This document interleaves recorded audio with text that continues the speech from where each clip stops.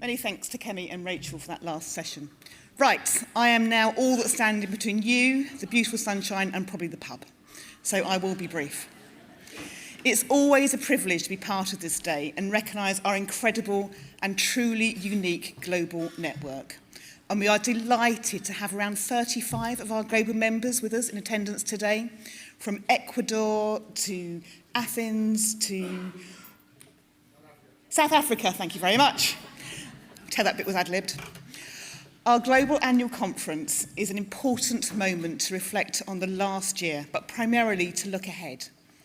Meeting so many of you today, some I've known for many, many years, and some I'm meeting for the first time, it is clear to me we are full of exciting ideas, plans and opportunities to help our local and global communities to grow our economy. This is my 10th conference as part of the BCC network and my 5th as chair of the BCC.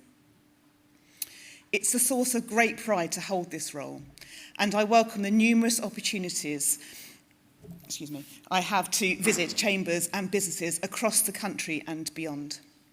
It's fantastic to see so much innovation and collaboration coming out of our chambers.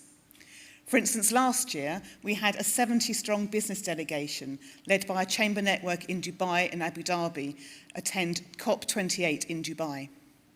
We were on the ground driving policy change and helping to deliver the products and services we will need to underpin the green transition. The Glasgow Chamber organised and hosted the Congress of Business last month, where global influential leaders from the urban development and finance sectors came together to accelerate change towards the Glasgow Climate Pacts established in COP26. In England, over 30 chambers are convening employers, training providers and other organisations to develop local skills improvement plans. These will influence and shape local skills and training provision, ensuring we have a pipeline of talent businesses need. Leading on from our Equity Commission work, Chambers Wales, South East, South West and Mid have engaged with over 400 business leaders, leading the conversation on establishing more open, equitable work environments. Lastly, the Northern Ireland Chamber of Commerce held its Momentum Economic Conference, fostering deeper collaboration between policymakers and industry stakeholders to make Northern Ireland a more competitive region as part of the UK, on the island of Ireland and globally. These are just snippets of excellence from across our chamber network. Chambers are embedded in our local communities, work closely with local leaders and their members. And it's that makes a real difference to local economies across the UK and internationally. We take this input, insight and experience to the most powerful people at the top of government to influence and shape national policy for a better business environment. This is the power of our unique network. As we stand just 1 week before the general election, this is indeed a timely moment to meet, reflect on the past year and discuss the future. This morning, we had the pleasure of hearing from Siobhan, who laid out our manifesto to get back to growth. Next Friday is day 1 for action. We eagerly anticipate working in partnership with the next government. And as Siobhan alluded to earlier, government must work in partnership with business to create the right environment for economic growth. As we look to the future, we aim to find UK businesses leaders of the future through our competition with children's newspaper First News.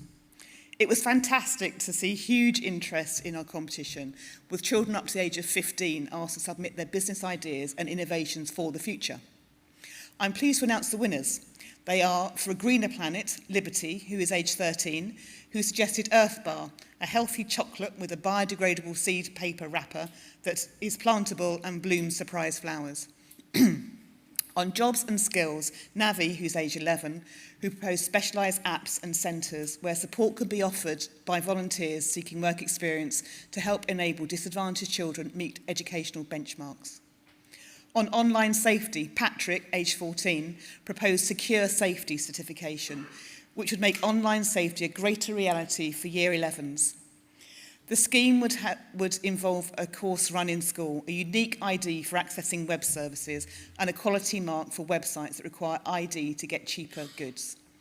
And for local life, Maya, age 11, whose frog squad of froglets meet regularly to undertake action to help the planet and protect their environment, such as cleaning the forest, making seed bombs and planting trees. Frog Squad culminates in an annual picnic where awards and prizes are handed out. Congratulations to them all. We look forward to taking them on a tour of the House of Commons when Parliament returns from the summer break. So I need some water.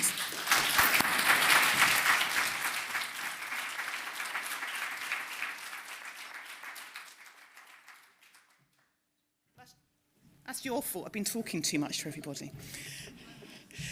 Before I conclude, I'd like to extend my heartfelt thanks to everyone involved in today's conference. Everyone has contributed to making this event a massive success. Whether from politics, industry or other organisations, I think we can all agree on the immense value the speakers have provided today. Thank you for your valued contributions. A special thank you to Claire Forrester for hosting us all today and Rachel Sylvester for leading our interviews with our political speakers. I also want to express our gratitude to our partners for their unwavering support of this event and the ongoing work with their BCC and the accredited chambers. I'd like to thank our headline partner, NatWest, as well as our other partners for making this event happen. Heathrow, BP, Simply Health, Aviva, Microsoft and Drax. And of course, a massive thank you to the BCC team for the huge amount of work you have done in the months leading up to today and of course on the day itself. Yet again, you've outdone yourselves and delivered a fantastic conference. Thank you.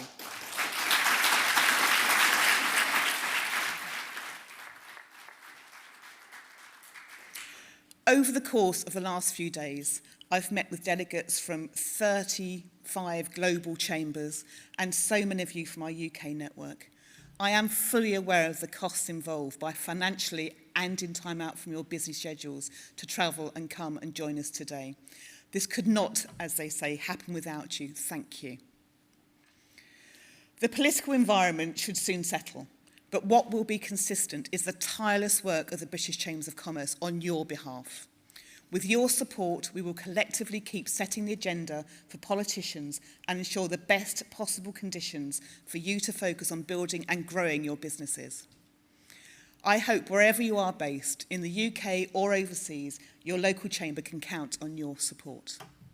And chamber representatives, I know you all stand ready to help your members in whatever stage of their business journey they are on. So let's all keep working hard to help drive that sustainable growth and make sure everyone knows about the great work you and the Chamber Network does. Thank you.